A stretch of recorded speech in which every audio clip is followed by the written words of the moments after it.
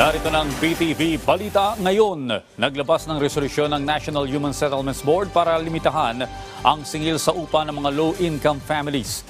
Epektibo simula January 1, 2024, dapat hindi tataas sa 10,000 piso kada buwan o 4% na price cap ang dapat singilin ng mga nagpapaupa ng bahay sa mga mahihirap na Pilipino.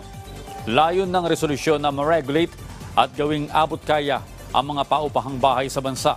Dagdag pa ng Department of Human Settlements and Urban Development, makakatulong ito upang maiwasan ang mga hindi inaasang dagdag singil ng mga nagpapaupa ng bahay.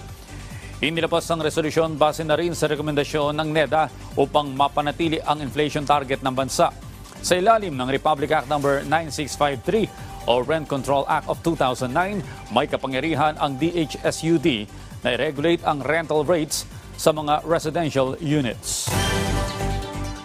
Sa ating weather update, apektado pa rin ng amihan ang Northern at Central Luzon habang apektado naman ng easterlies ang nalalabing bahagi ng bansa ngayong araw. Makakaranas na maulap na papawirin na may pag-ulan ang Cagayan Valley, Aurora at Quezon dahil sa amihan. Manakanakang pag-ulan naman ang mararanasan sa Visayas, Mindanao, Mimaropa at Bicol Region dahil sa easterlies at localized thunderstorm. Kalat-kalat na pag-ulan naman ang mararanasan sa Metro Manila at nalalabing bahagi ng bansa. At yan ang mga balita sa oras na ito. Para sa iba pang update, i-follow tuloy kami sa aming social media sites sa @PTVPH. Ako po si Audrey Goriseta. Magandang umaga.